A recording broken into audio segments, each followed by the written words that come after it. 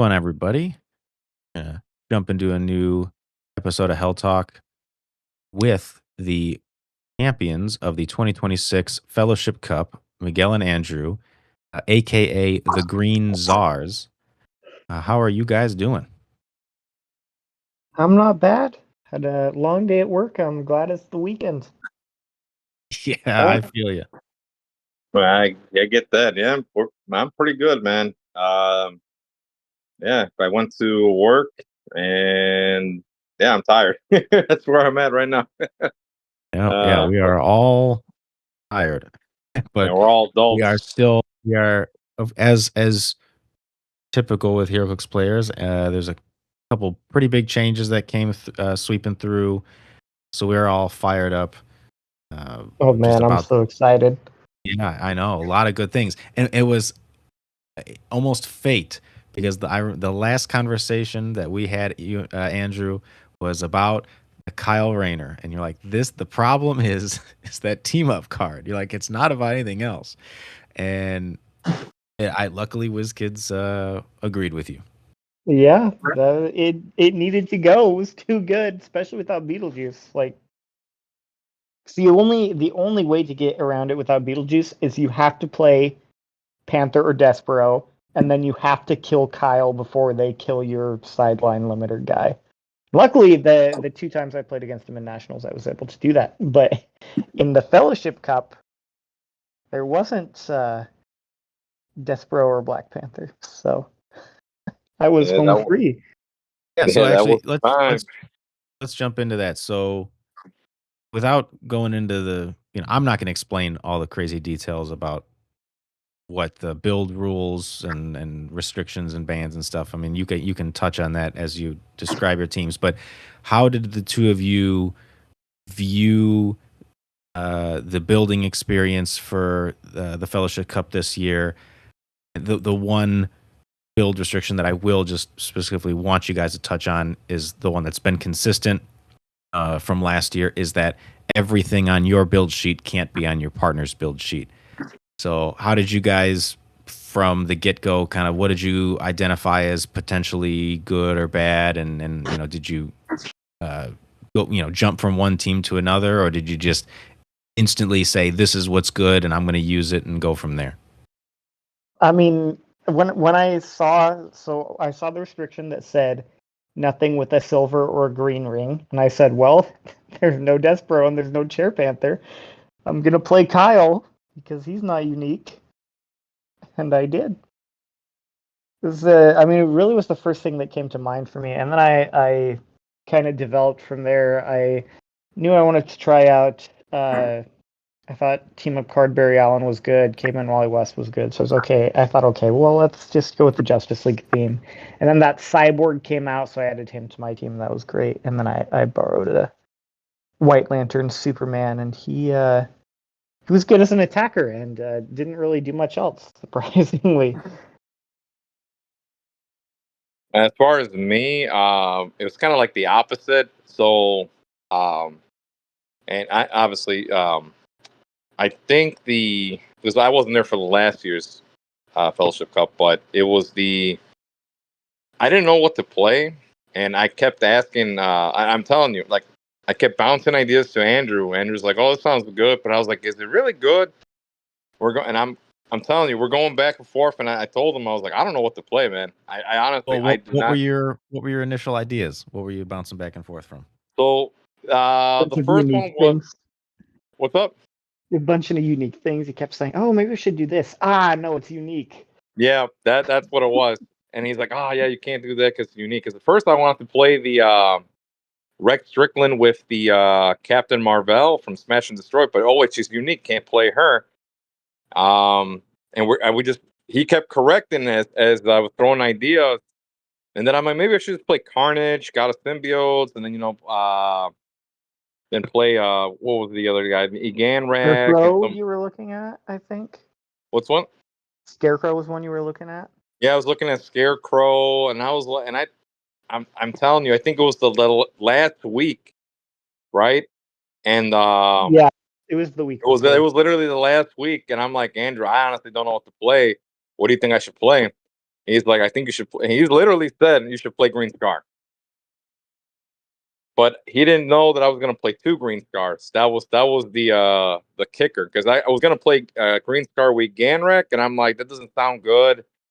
And then it's like, um, I think I asked you if the possessors were legal, because I wasn't sure, and you said they were. So then that's when I had the Legacy Ace, and I was like, well, Logan before had said when I played Green Scar at Origins that what Green Scar needs is protection from outwit. And he's like, oh yeah, I think Legacy Ace would be pretty good, but it's like you'd have to try it out. And I was like, you know what, I'm gonna just do that, Legacy Ace. And then I was like, I'll just do 2 Green Scars, because then I'm like, hey, do you by chance have an extra bat cycle? Because I only have 1.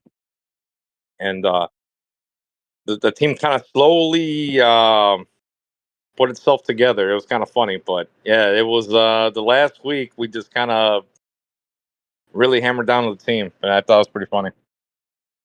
Were there any game elements that you wanted to play, but your partner was playing it, and you had to like kind of fight over them, or was everything pretty I mean, we straightforward? didn't really. Miguel told me kind of from the get go, just play what you want, and I'll fill in the gaps, and it worked out pretty well.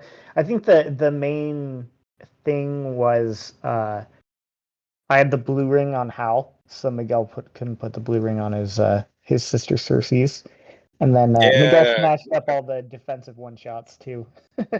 So that was the one thing. It was on my build sheet, but I never brought a construct. Actually, I didn't bring constructs anyway, but I forgot to remove from my build sheet. That was Yeah. but I Yeah, never brought a but blue you didn't construct use at it, all. yeah.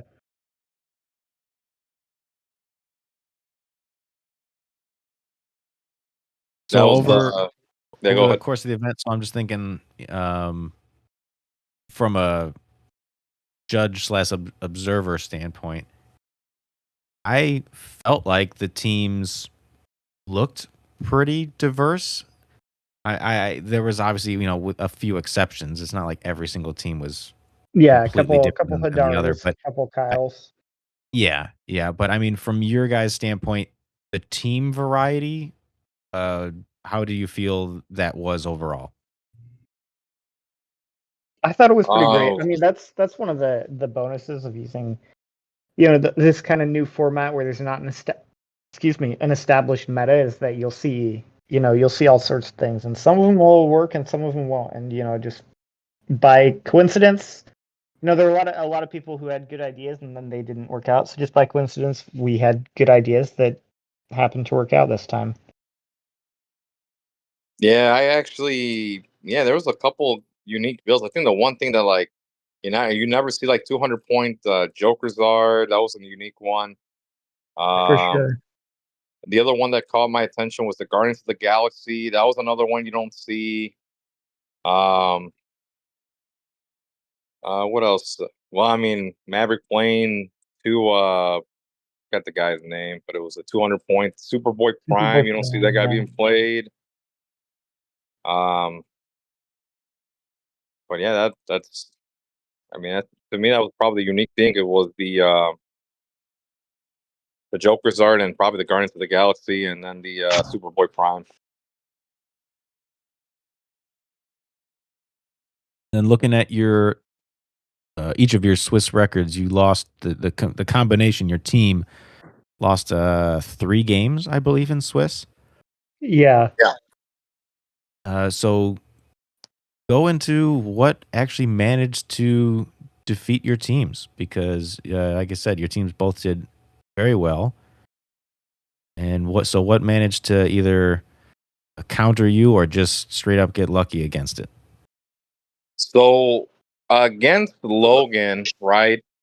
I made a couple mistakes in the beginning of the my first turn. I made a couple mistakes. So the biggest one was not perplexing up Tri Sentinel's defense up by 3. So Pegasus Cap had the easy opening to KO the Tri Sentinels, to send out his Man Eater lad and remove the orb. So that was one of the mistakes I did, and then the other mistake, but this was like I didn't think about it at the time, but I assumed the whole time that the Eganrek had +1 combat values. But to be fair, right? If you're looking at Green Scar, you would think, right, warrior, and then you would also think he should be a monster, right? He's not, and that's where and I realized that I was like, wow, yeah, that would have changed the dynamic of the game. You still got the +1 on the D6 rolls, but the combat values would have been the biggest difference.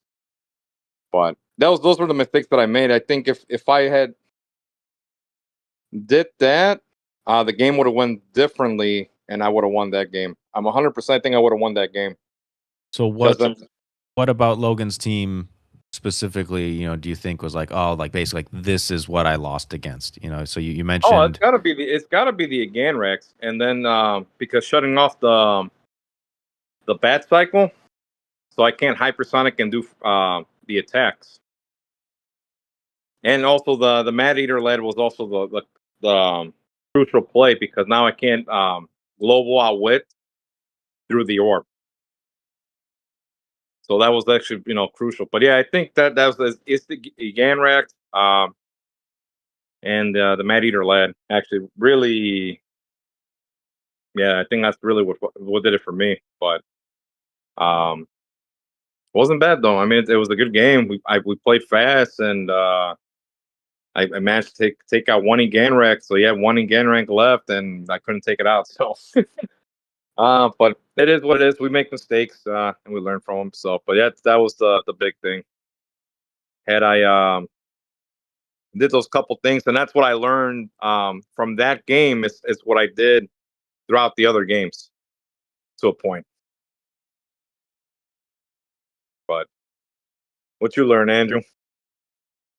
Well, I mean, so my first loss was against Ricky, and it was just such a weird match. This happens, I guess, consistently when I when I face Ricky, but it was so my first turn, I went first. So my first turn, I sent up Caveman Wally to attack his Hidari. I had 13 attack to his 20 defense. And I had 3 attacks with a prob, and I couldn't hit a 7 all 4 times. So nothing happened there. And then, some other positioning stuff happened. I passed the turn. He came in with Hidari, and he pulse waved my team, and he rolled a 3. So nothing happened there. Holy crap. And it just went back and forth like that, where it got to the point where I even with my cyborg mind control, I think I hit 2 figures and I missed both the attacks with the figures. The only character on his team that I managed to actually do significant damage to is I got Hidari down pretty low and I got Juggernaut down pretty low.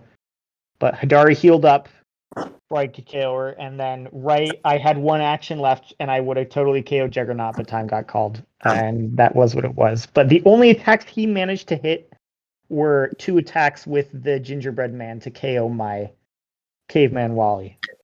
All the other damage he did to my team all came from Tri-Sentinel pings and from the Juggernaut charge effect. So it was just a wacky game. It ended up being 50 because he KO'd my caveman Wally, like I said, to 40, and I just scored 40 points of one-shots from him. And those were all the points. All the one-shots. Yeah.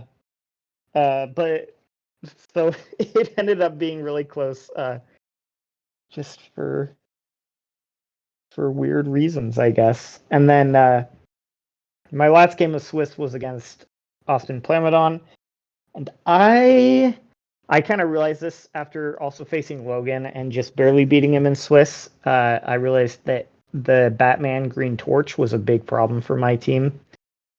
Because I couldn't like perplex down the Green Torch before it came into play with my Kyles and stuff.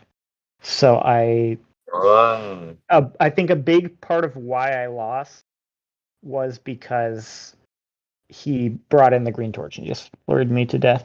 But it was kind of a funny match too, where we both realized we had been playing our teams wrong. I had thought the whole time that Superman had Invincible when in fact he had Impervious.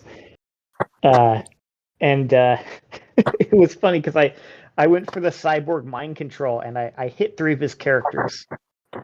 And he was like, okay, well, I'll just evade. And I was like, dude, what are you talking about?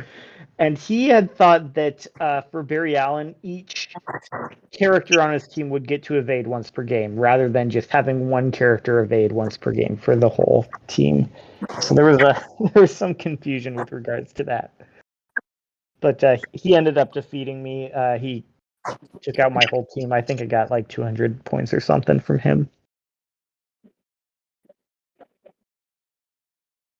You know, I was gonna say, I think I'm kind of glad I lost to Logan because what I realized losing that, I remembered, okay, what I have to do.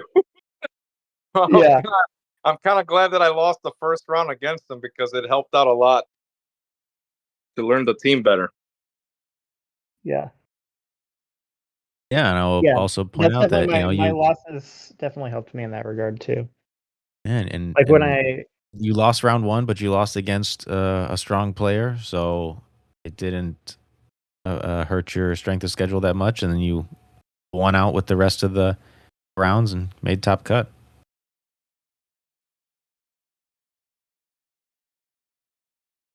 Yeah, I was gonna say that like losing to the Green Torch also helped me because I knew when I faced Logan and Swiss, okay, I need to take care of Batman immediately, and then I can worry about these again, Rex. And that's what I did, and I did a lot better against him the second time because I just ran Caveman Wally up with +3 attack and KO'd Batman first turn. Well, first turn I could. So getting into top cut as well, that's probably the biggest, if you would say that the event has a black eye of any kind. Biggest mistake, 100% on my part. Whereas I didn't fully understand how to set up the top cut bracket in HC units because it doesn't inherently display the bracket and have you like put names into spots. So, and then so on top of that,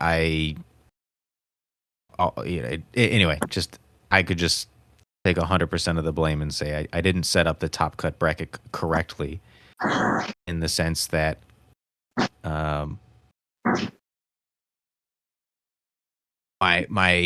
thought that I landed on, the incorrect one, was saying to myself, okay, well, Rick and Logan, their team was seed number 1 because Rick was undefeated.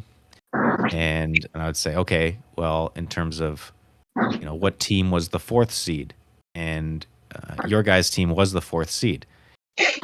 And with only 4 teams making top cut, I was like, okay, well, the 1st seed has to play the 4th seed. Which, again, in my mind made sense. But shouldn't, if I had to redo it and do it again, that's not how it should have went. It should have done it by individual player standings, rankings, and say that, for example, Rick was the one who represented his team getting 1st seed, so he's on one side of the bracket, which means that Logan has to be on the other, and then seed 2 was the Redmond, so Ryan's on the opposite side of the bracket again from Rick, and then Oliver is on the same side as Rick. And then seed 3 was Austin and Noah. So Austin would be on Rick's side, then Noah would be on the other side, and then it would go back and forth like that. And then it wouldn't have been like an entire team against an entire team. It should have been whoever was the lowest seed overall between Oliver, Austin, and Andrew, I believe, would have been on the same side as as Rick. So I think Rick should have gone against potentially Oliver in the first round of Top Cut. But again, like I said, that's my fault. And if I spent more than 2 minutes thinking about it, I would have come up with the right answer. But like I said, I was just putting people in Top Cut, and then once the first round of Top Cut matches were up, and I'm like, oh, wait a second, this doesn't quite make sense, especially after that round ended. And I was like, well, I can't go back and change it now. Yeah. So apologies to the syndicate and the yeah, okay, that explains why. That explains more. Okay, that makes sense. But yeah, like I said, it should have been a little bit different. I think at the end of the day, if we kept all of the match results that did occur, then I think it would have been basically like it would have said, effectively, it's like if Miguel, if you beat Ryan, then then we would just say your team would have still won first. Would have still got first place because we would assume that you would have beat Rick again, as you did in Top Cut. But yeah, it would have been, like I said, what should have been a little bit different. But then again, like I said, you did also beat, because we assumed. Actually, no. I think assuming all the same matches took place, then I think the results would have been the same, because I think we would assume that Miguel would have beat Ryan, because that's what you did in Top Cut, and we would assume that you beat Rick, which you did in Top Cut. So, and then you, like I said, so Logan probably would have been the match, for you to play. I don't know, but I don't know if you would have gone against Logan. You would have probably gone. Probably would have gone against Noah, right? Potentially, no. I think Ryan would have gone against Noah, right? So then that means Miguel would have had to go against Logan. Okay, yeah. So yeah, it's one of those things where, again, like if Miguel goes, oh well, I learned from my mistakes and corrects them, then I don't know. I don't know how close your first game was. I don't have the results up in front of me. But it was pretty close. I was watching it. Yeah, it's the, like I said, it's the having the +1 combat values throughout the whole game. But to be fair, it was my fault too, right? I should have double checked, but I'm assuming too that Green Scar's a monster, because it's Hulk, right? You would think he's a monster. So, like I said, I'm not faulting Logan or anything like that. It's just I should have been more. I should have double checked. But it happens, and that's like I said. I always like to lose the first round, because I think I don't know if you noticed this, Matt, but like I think you learn more from the first round, and then you try not to make that same mistake. Versus if you win that round or you win and then you lose in Top Cut because you made a silly mistake that could have been prevented or whatever. But yeah, I do think I agree with the idea of, if you are going to make Top Cut, you say like, I'm gonna make Top Cut no matter what. You would almost rather have a loss on your record, because hopefully you would have learned from that loss and been like, all right, I know that trick there. Someone's not gonna, not pull that same move on me again if there was a rematch. But yeah, I mean, but then again, sometimes you show up with a team that just, it just whoops everybody, and if nobody's running a counter to you, then yeah, you just go undefeated and end the day. But to be fair, I assume that the winning teams, and I told Andrew this, I said I assumed that it was going to be Ricky and Ryan, because they had the best teams. In my opinion, they had the best teams. And Swiss would agree, because that was the 1 and 2 seed.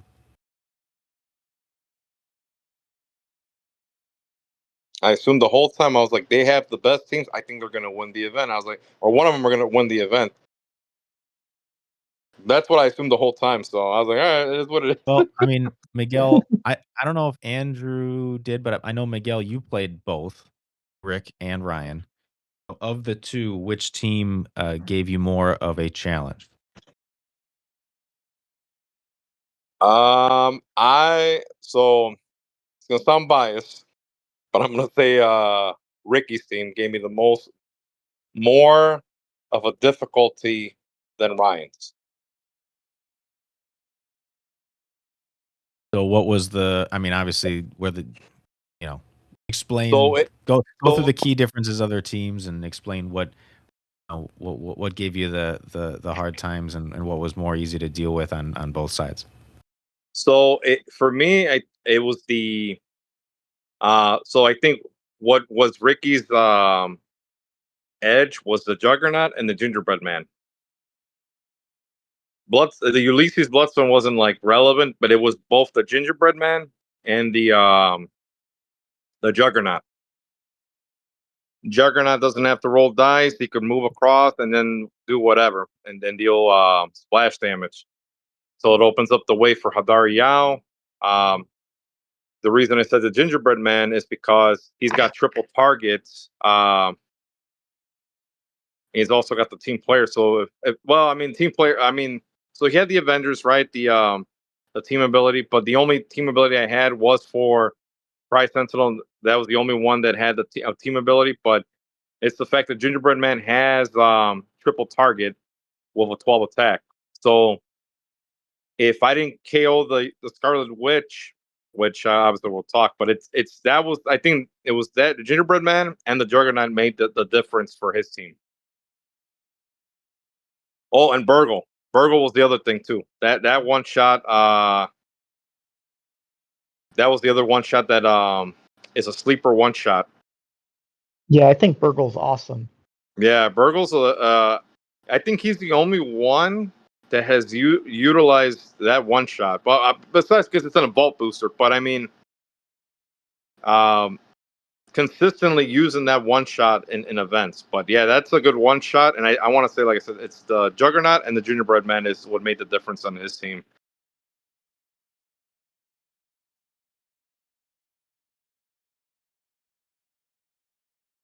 Compared to let's see, Ryan's team. But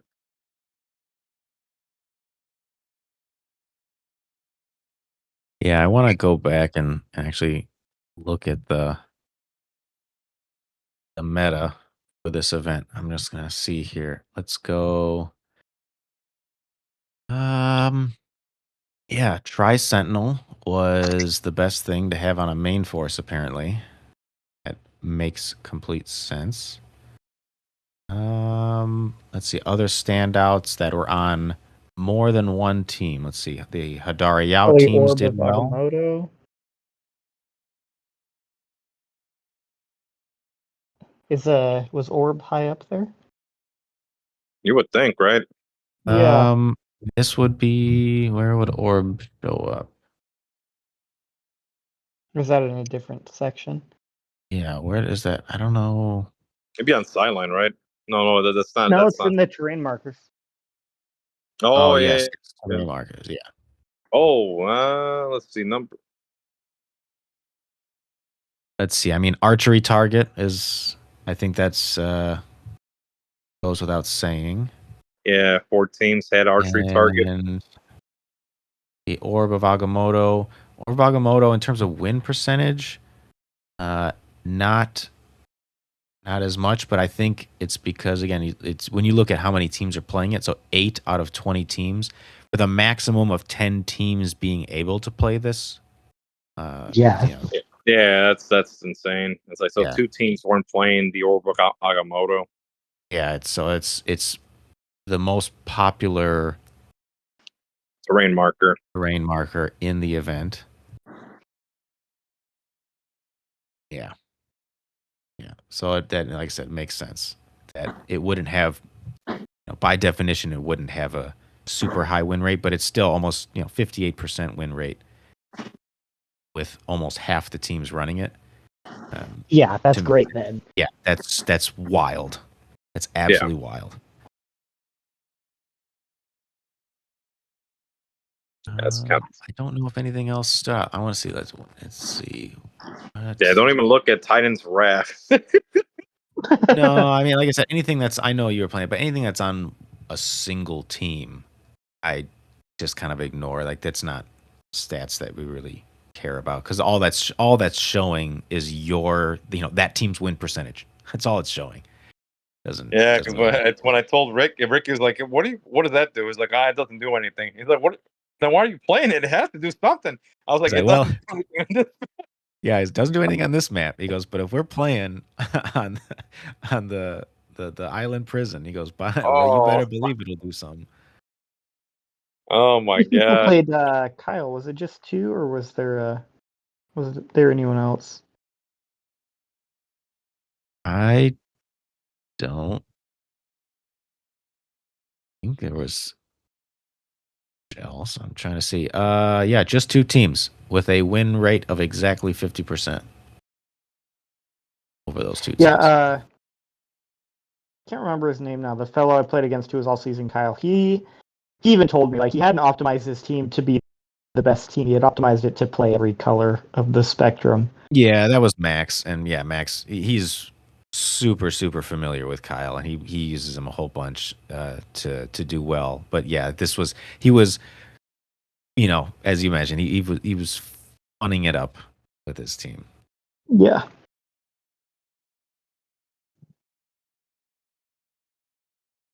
So I guess White Lantern Superman did really well. yeah, that's another good one, another different one. King Jefferson did well. Well, King Jefferson is severely underplayed. He's really good. Yeah, yeah. He is awesome. That I will agree.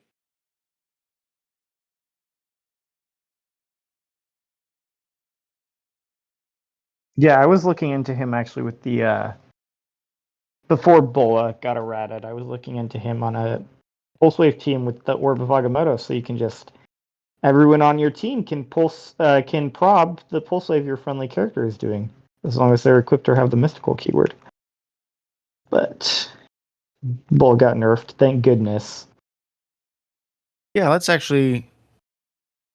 we can change gears and start talking about the changes that came up. So speaking of Bola, so the change to Bola is super simple. It's instead of every hit character being given a mobile with the range attack, it's just one. So you just pick one.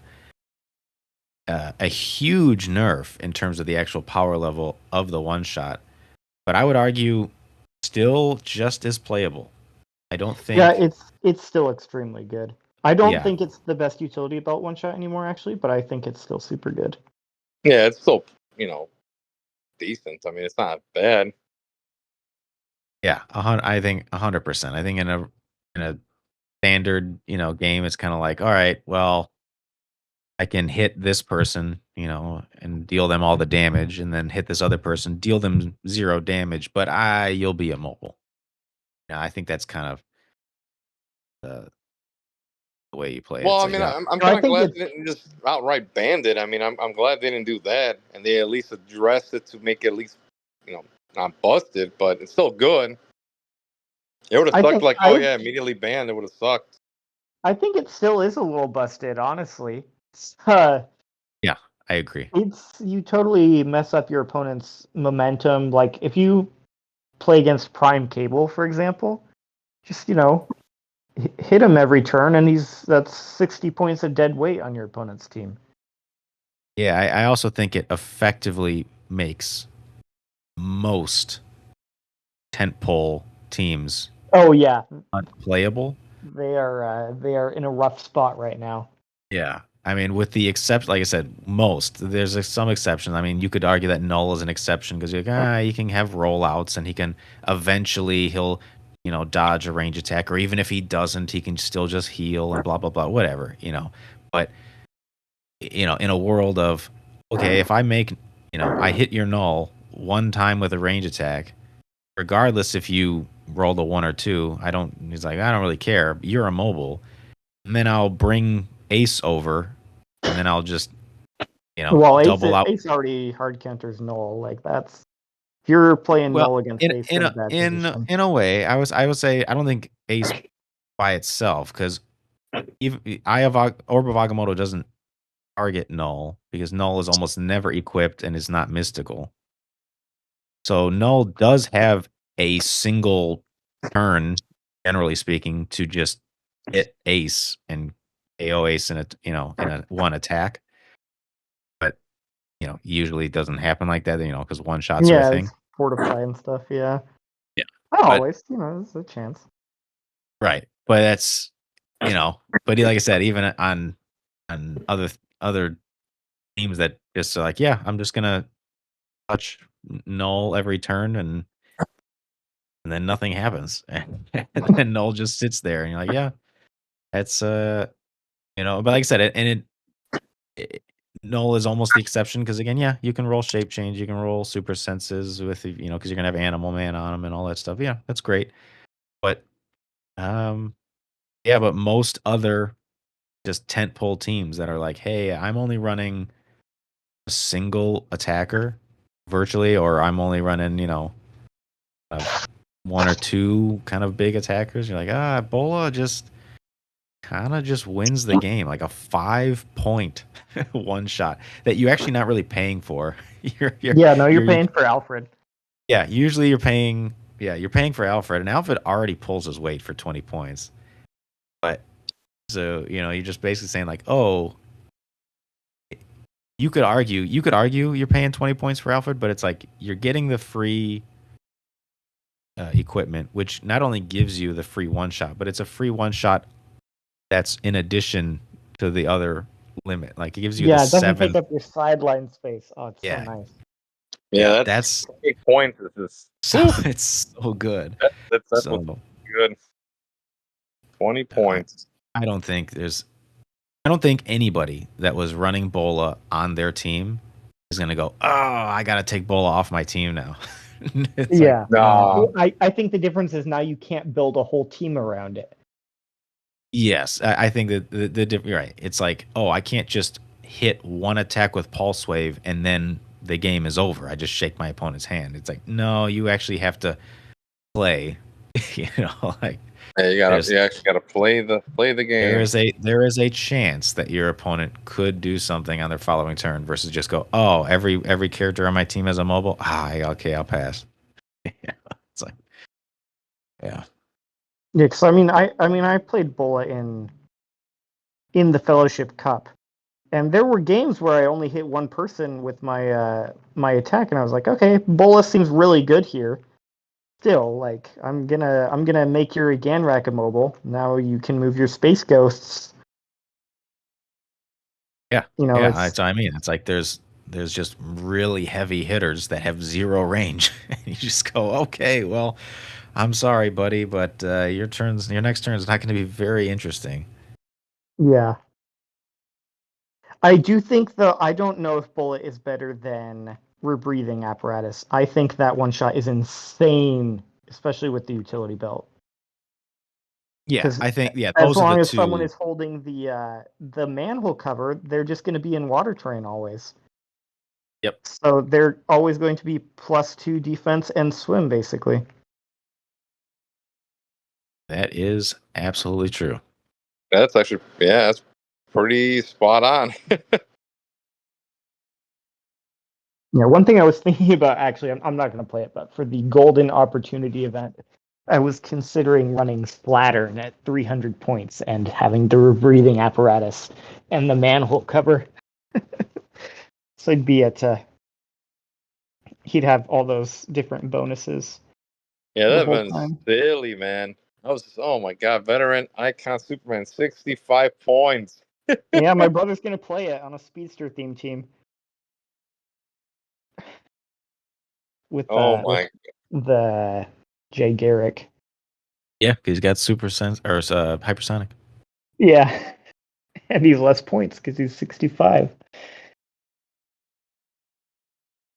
Let's see what else was changed. The other main thing that was changed was it's not a change to Bloodstone, but it's a big impact on a reason why you would play Bloodstone is that Black Flash, and they changed Talia as well, but I think they're going to pretty much say that any effect similar to the Black Flash effect will have the errata that in the like. So I don't know if they're going to do the same thing for Silver Age stuff.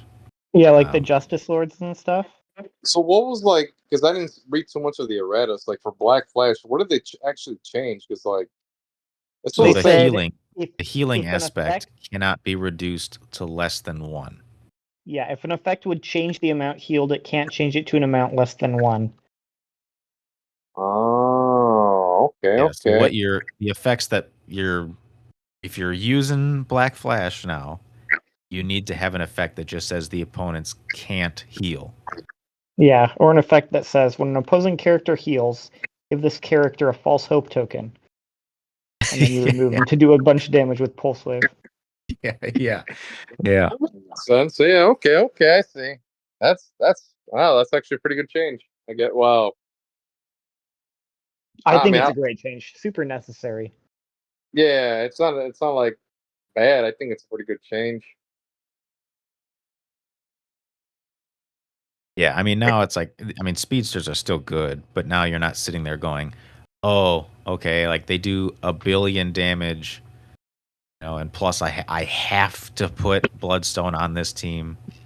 Yeah, I think you should put Bloodstone on pretty much any team anyway. Yeah, no more crossing the map and doing 12 damage with Reverse Flash. Jeez.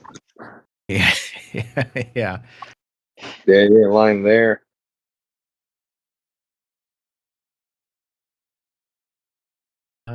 Yeah, but the bigger stuff is the bans, of course. We have a ban to Beetlejuice, we have a ban to Spot, and we have a ban to the team up card for Kyle Rayner.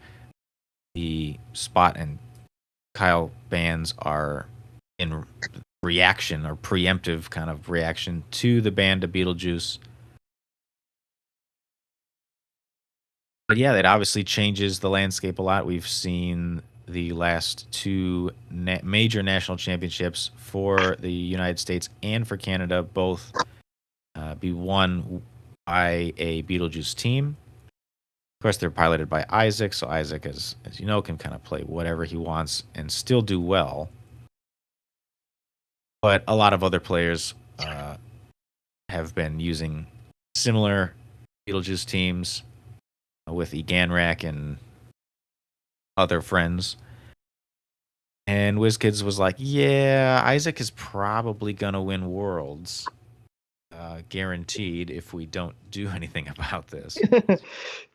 And not that they care who wins Worlds, but they're gonna say like the same teams are probably gonna win Worlds. So in a weird decision, they decided to, and I say weird because based off of other prior communication that we've received from WizKids, but in a weird decision, they made these bans and erratas. So yeah, it for a lot of players, it feels like they've opened the field to a lot of different strategies that may or may not have felt less than viable because of the idea that if you ran into a Beetlejuice, you kind of couldn't do whatever you wanted your team to do. But now every team can effectively do whatever it wants with, of course, some restrictions, because as we've mentioned, like things like Legacy Ace are still insanely powerful. So that plus the or Vagamoto, I think, is the not necessarily the team that's going to win, but I think it's the front runner team to build against or just have a strategy for. I think if you are playing a team going into these CCO regionals and or worlds and you haven't practiced against an Ace or Vagamoto team, I think you're going to have a really bad day. I think it's kind of an auto loss if you don't have a game plan going into those matchups. Yeah, one thing I've found just, after these new changes, as I've been building teams, is that I've just been like intentionally not equipping characters because I'm like, oh well, I don't want to get outwitted from across the map with Orb of Agamotto, and that's gonna happen if I leave an equipment here. Like with Sinister Syndicate, for example, I normally would play Destroyer Armor on Mysterio because Mysterio really needs something to kind of mitigate damage. But I have to play Animal Man instead because otherwise, Mysterio doesn't like to get outwitted with all his powers and stuff. So I have to play the Animal Man for the Invincible, and then I can't get Orb of Agamotto from across the map. I can keep my stealth. I agree, and I was talking to Miguel, for, a couple days now about like, just basically kind of like what I wanted to think about running for CCO because my one of the teams that I was going to run for ACCO was a Beetlejuice team, and I'm not butthurt about having to change my team. I don't whatever. Oh, no, yeah, but it's kind of like, well, it's better to know now than at the last minute, I guess you could say. Yeah. Gives Like I said, I'm you I'm to figure. fine. I don't mind saying, oh, I don't do very well, and so what.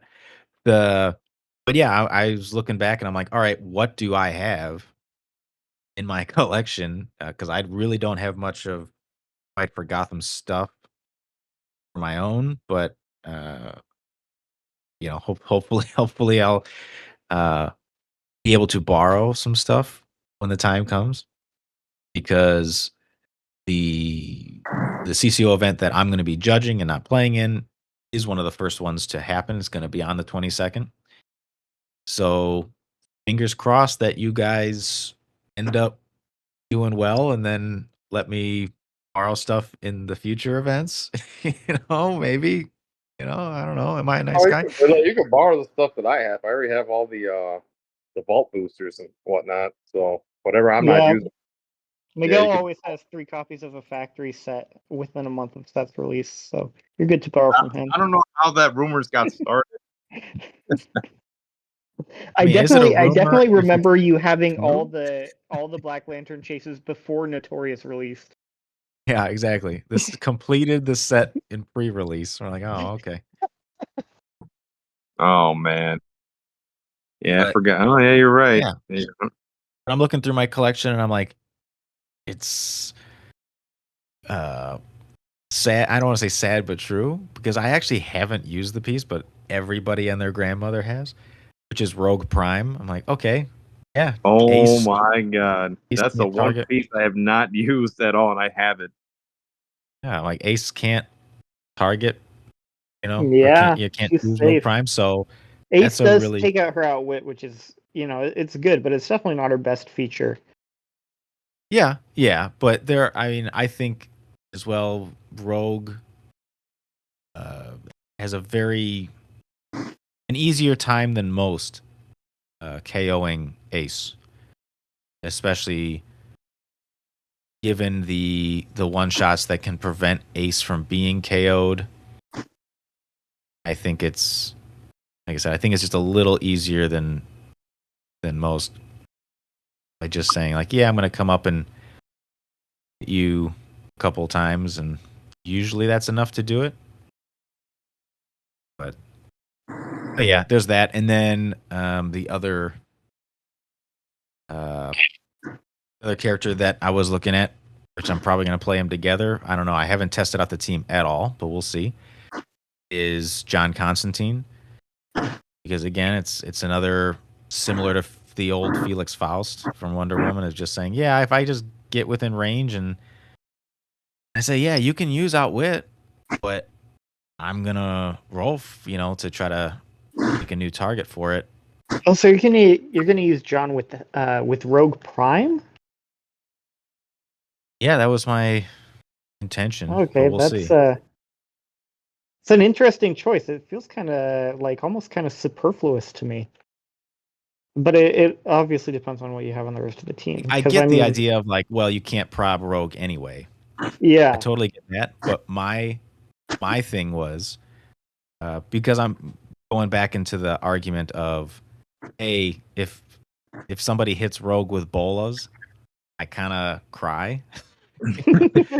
So in order to try to cry a little less, I just say, look, you got to make a range attack against rogue.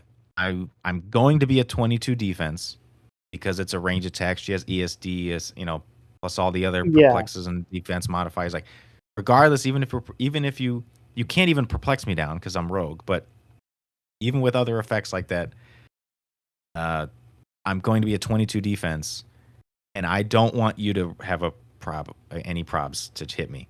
I just, especially if it's a team that is using like, hey, like their range attack figure is something like Eternity, where it's like, yep, I get one attack pretty much, and I'm like, yeah, well, even if you have a 13 attack from Scarface, it's still a 13 out of 22. Like, you still have to roll 9, and you only get one shot.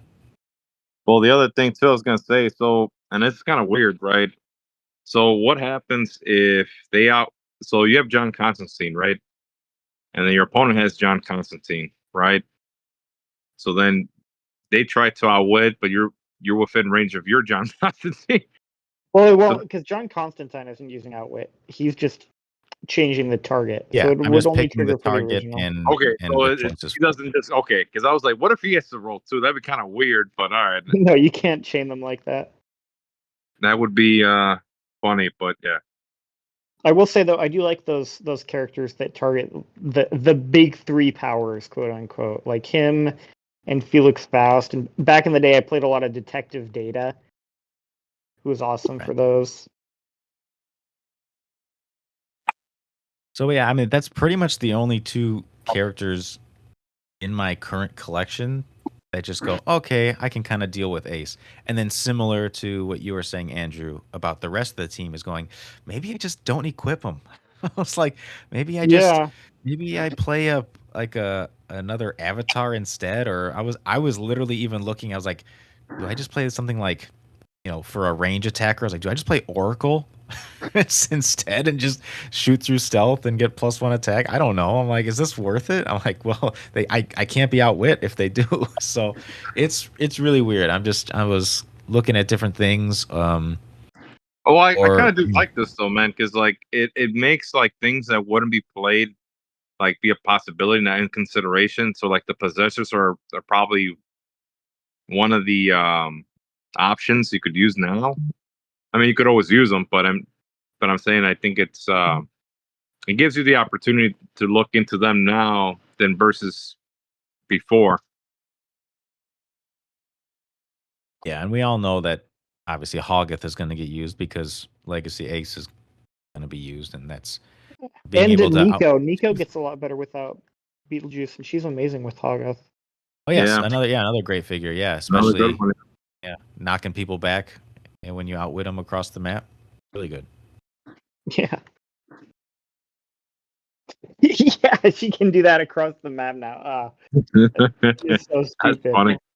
But it's the Miguel. I forgot when we started recording if you said this before or after we started, but Miguel, you mentioned before after Origins when you're like, man, I think my team would have been good if it had Ace on it, with the green scar. And I was thinking like, yeah, it needs Ace, but Ace just kind of sits around and doesn't really do anything, but then or Vagamoto comes out and it's like, oh no, Ace doesn't have to move at all. Like, this is absolutely insane. So yeah, it went from, in my opinion, being like, yeah, it's like Ace is good. You can't outwit, definitely can't outwit Green Scar. So I'm like, that's good. But then she's just sitting there and doing nothing. It's like, no, now she's sitting there and taking away any 2 powers that she wants on the map, pretty much. Like, oh yeah, that's broken. That's broken. This is the big thing for the team, right? It was you had to, and this is what I hated about the team when I played it in Origins. It's like it has to be very technical. So like you have to pick up the head terrain marker. So now your opponent doesn't have shape change. Then you have to move the wall in position. So then your opponent doesn't have super senses. And then, I mean, that's your only prop, because if you miss, you miss. And then that was like the end of it. So it's like now with the Orb of Agamotto, like you can have a global prop, seems very, very good. So it made me consider, playing this guy again. But I don't know, like I said, it's still a cookie cutter figure or whatever you want to call it. But um, I just think that some of the new stuff that came out made the team a little bit better, and it made more consideration into trying it out. Yeah, that's another thing too. Yeah, with Orb of Agamotto, another I think that's another reason why, if you are thinking about playing a tent pole, you should be cautious about your choice of tent pole. Is again because Orb of Agamotto, if your opponent just is saying, you know what, I'm gonna play a bunch of just perplex pieces, and if you're playing a tent pole that you decide to equip, you just go, oh, they're gonna perplex my attack down by 3 every turn, and I'll never be able to hit anything. And it's Well, wasn't like that that. the which team was it? I think it was third place or fourth place or something in Canadian Nationals. They just had a bunch. They had like 6 copycats, and they all stood next to the Orb of Agamotto. Yeah, yeah, it's just insane. It's just like, yeah, why? You know what I mean? It's yeah, but so yeah, I mean, there's definitely a bunch of things that this 5-point terrain marker can do, and they are some of the most powerful things in the game, because anything that has a global potential reach is borderline busted, if not broken itself.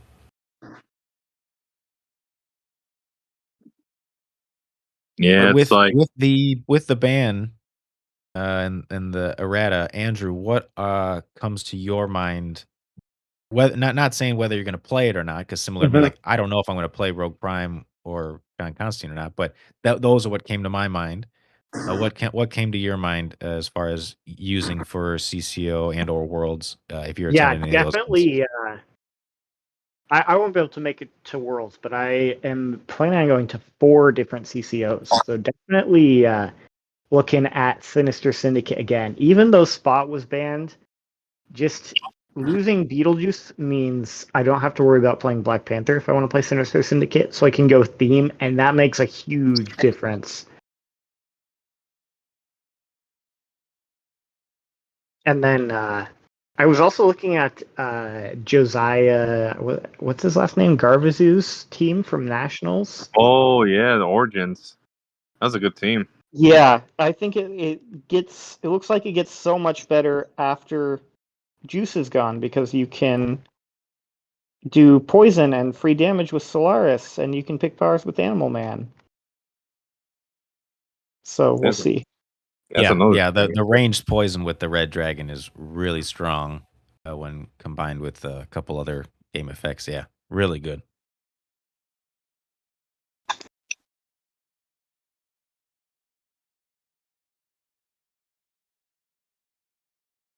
And then Miguel, I guess are you still tweaking the Green Scar team, or are you thinking about something else? So one team that I was telling Andrew, we got their little secret chat going. It's a screaming monkey chat anyway. Um, I mentioned that one team I do want to try out. Now that the juice is gone, and I think I told you before, it was the Mr. Freeze and Oh yeah, the Iceman team. that's what I was looking at as well. I would Yeah. try that out because I think that's pretty strong. Yeah, I think that team is very, very strong. In the sense that you can only remove. I think it's Mr. Freeze that says you have to remove the action tokens by clearing, and It's then Iceman. it's Iceman. Sorry. Yeah. So then you have like the I was telling him that the Legacy anti venom. So like if you have against like Null, who's got the invincible, you could take off. He's gonna make the attack anyway with the free ink cap. But then you have no powers at that point, and then everybody just kind of incapacitates the crap out of you.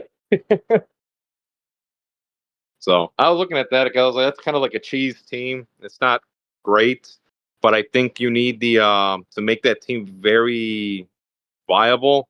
I think it's the new LE. I think it's the Doctor Strange, the one that you could place. Yeah, I Yeah, agree. I think you need him to make that team viable because placing him, yeah, it gives you the reach that you need basically, so you don't have to overstretch or whatever. But Yeah, yeah, I found it's either that's I think it's either using that or again potentially what's the one shot practice That's teamwork. I was looking at practice teamwork as well, but the problem is if they have Chair Panther, then you just Right, yeah, right. you that was lose the your big alpha thing. strike. Yeah, 'cause that was the big thing. It's like you have to kind of yeah, that was the big thing. It's like the Chair Panther for that one shot, and then the other thing I was looking into was like Legacy Druid on that team because being able to shoot through a piece of blocking, and then it's like okay, now the block is destroyed or whatever, they're in barrier or whatever, you can capacitate something. But yeah, that's a cheese team I was looking at too. So I mean, I like the changes. I mean, I would like to see if this Iceman's good. It should be good if he's on the watch list. Then are you guys planning on using basically one team throughout the CCO regionals and kind of refining it along the way, or are you gonna be playing pretty much completely different teams every event? Probably a couple different teams for me, but it kind of depends on how I do it the first one, you know? Yeah, that's the Like same. if I play Sinister Syndicate and I'm like, wow, this is so good, I might play it a couple times. But it's just so nice living in an area where we have so many within driving distance. Yeah, that's the big thing. I think for me, it's like if I know it's going to be heavy hitters, I'm probably going to play the best team. But then it's like I don't know. I really don't. I want to try different things. I think that's what it is. But I want to try different a variety of things. I think for the first one, I'm gonna try a really strong team. Just try to get the LE or whatever the case may be. Then after that, once I get that LE, I'm gonna try the other. I'm gonna try the other team eventually. So, but yeah, it's just trying to get the LE first, and then try some different builds after that.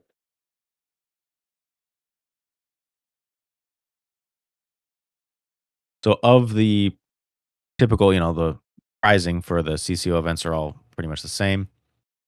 It's a top cut to top 8.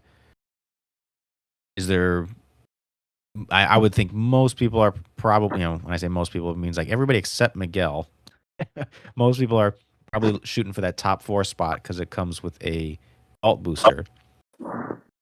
But what else, if anything, in the prize list are you guys looking to get? Okay, so I at first totally wrote off Atlantean Warrior, but now looking at it, like for 15 points, you get super strength, swim, and generate a water terrain marker. So that is just perfect with the Orb of Agamotto. Instead of your orb just sitting there waiting to die, you can move over, pick it up, and move back and sit in water terrain. So they can't just shoot you with Eternity or anything. They have to come over and attack you and KO your guy, and then take another action to get rid of your orb. I So agree. I think if you are not I think that's running good for Alfred, 15. then it is a very good option.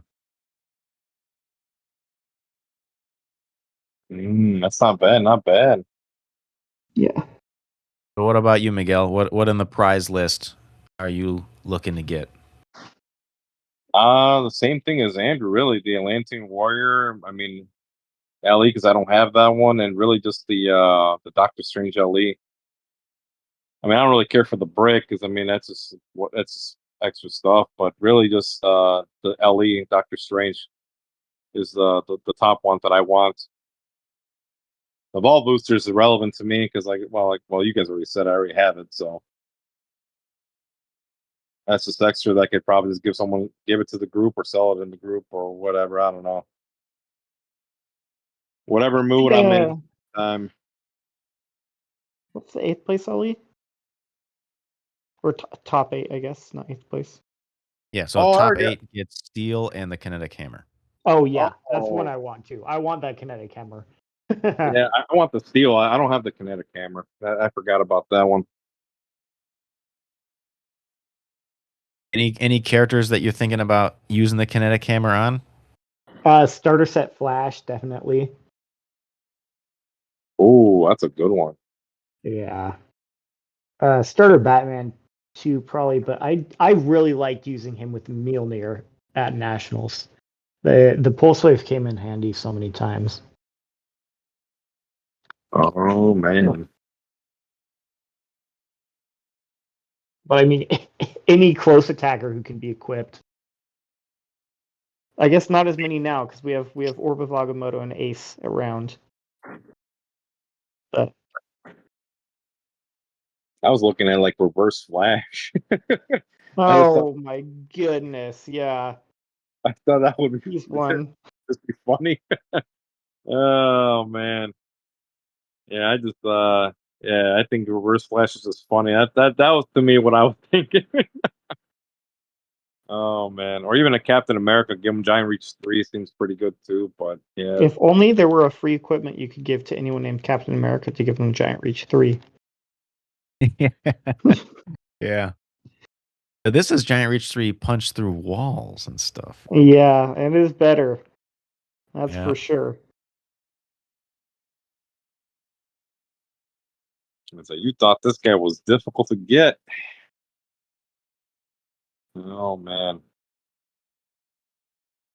You know, one figure you don't see often, but it's not a bad figure. Was that LE Green Lantern that we got out? It was either this year or last year. The Kyle Rayner? Yeah, that one, the one with the trophy Can equip with construct. 2 things. Yeah, it's a good figure. I mean, for 30 points, I think he's playable. I don't know. I'm not sold on him. Like, I mean, I did play against 2 of them at Fellowship Cup, but I think he's good, but not great.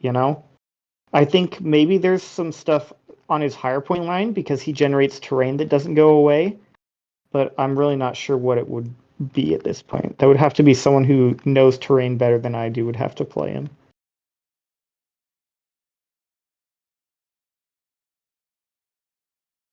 I was just looking at I think he's solid. I think he's for his points. I think he feels, if you're just like, look, if you build a team, and you're like, you know what, I kind of have enough attackers and I kind of have enough support figures, but I don't know, I still need to fill these points, and I already have enough one shots, and you're kind of just like, you know what, he doesn't do anything super super well, but he kind of does everything. He's got a little bit of support. He's got a little bit of offense, and he's not crazy in points. And he's got one of the best team abilities to use with someone else that has team player. So it's not terrible. I looked at him as a 30-point prob. That's just how I looked. I was like, you generate the trophy construct or whatever, so it's not as bad. I mean, he's not. I don't know. I mean, 30 points. I just don't see he's not a terrible. Yeah, I think the main things I'd want to use him for at 30 are terrain or construct generation and Green Lantern team ability. And I mean, if I've got points for it, I'd probably rather save another 10 points somewhere else and just do Gnort because I really like all the stuff Gnort can do.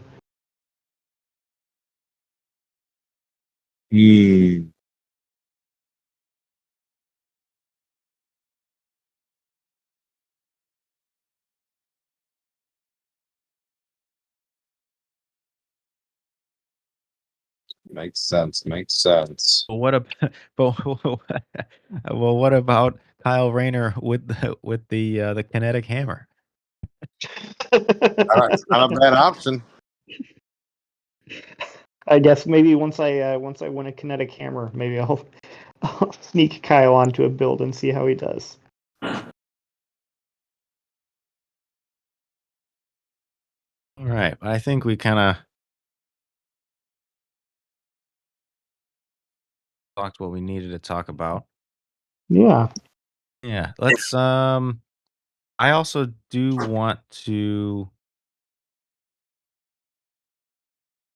try to. What do I say? I want to involve the winners of the Fellowship Cup into the design of the following year's Fellowship Cup. So obviously, going to be a while from now, and one or both of you might not even attend the event. But I do want to, when that time comes, and I am putting together the build rules for the event, I do want to get both of you guys' opinions on the rules, not necessarily for it to say like, oh yeah, this is this lets me use a really broken team, but in the light of you know me being one guy, and if I am forgetting something to say, hey, maybe it's best that you know don't allow this, or maybe it's best that you remove this restriction because it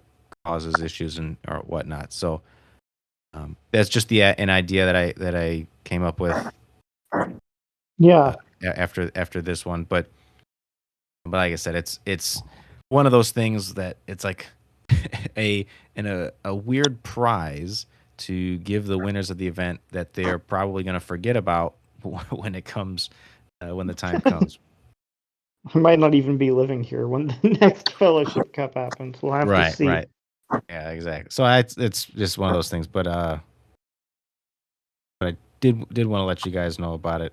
Like I said, if we end up, one thing is if we end up doing a Fellowship Cup again, I hope we keep. Hope I have the opportunity to keep hosting one. But yeah, We need to do another Bling Bash.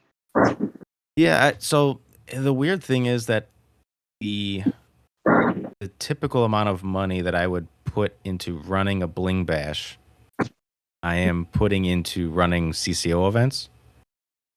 Oh, that makes sense too. So so it's difficult for me to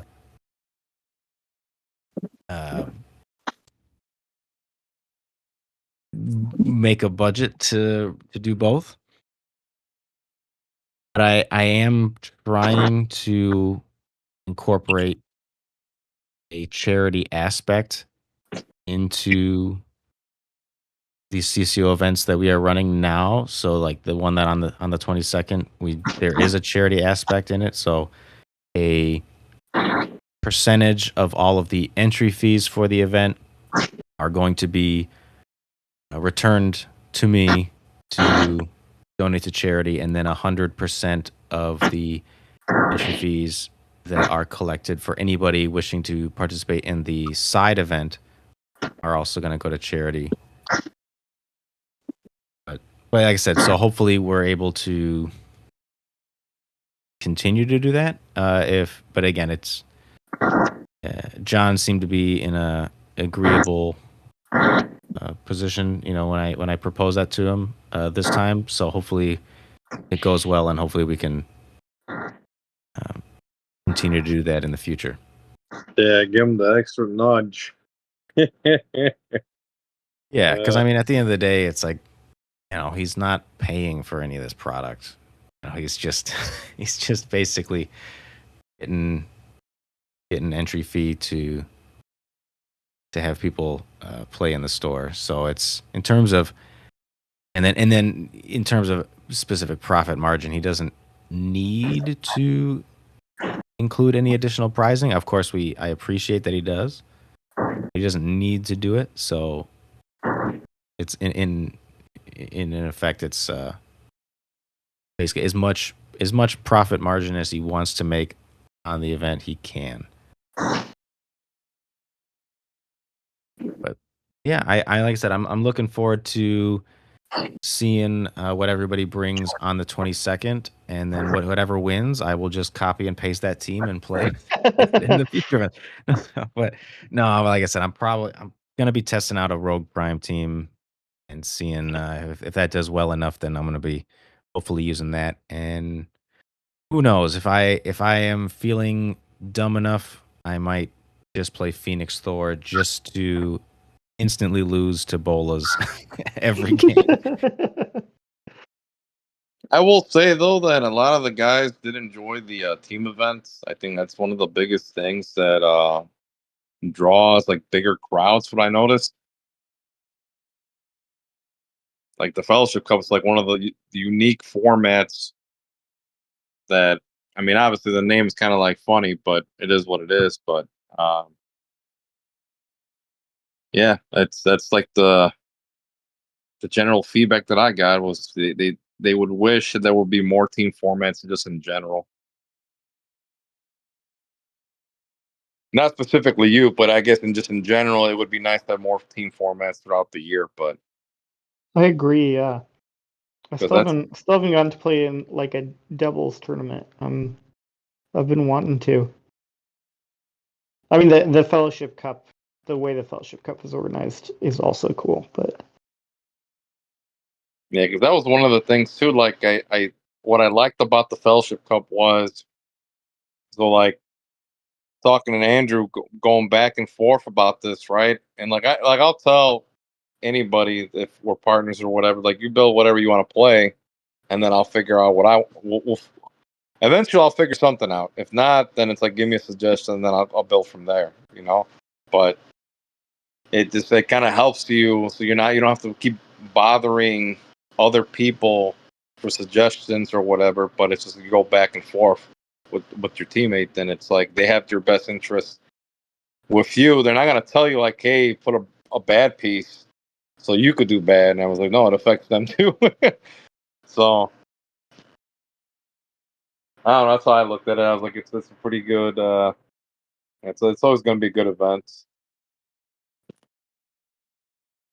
Got to keep a record. See how many times does Steve win Fellowship? Because I mean he's probably going to be the only one that I know of that will win consistently Fellowship.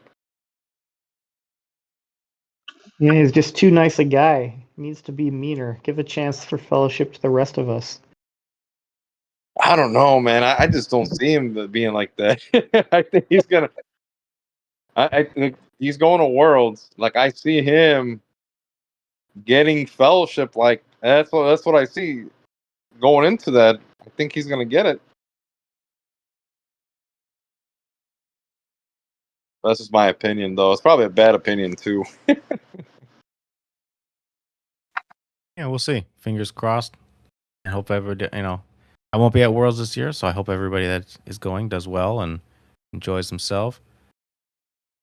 Yeah, I think we're about there, gentlemen. Let's wrap it up, Alrighty. and yeah, we will talk to you in the next episode. As always, we have to thank our sponsor. I don't know if we thanked our sponsor in a while.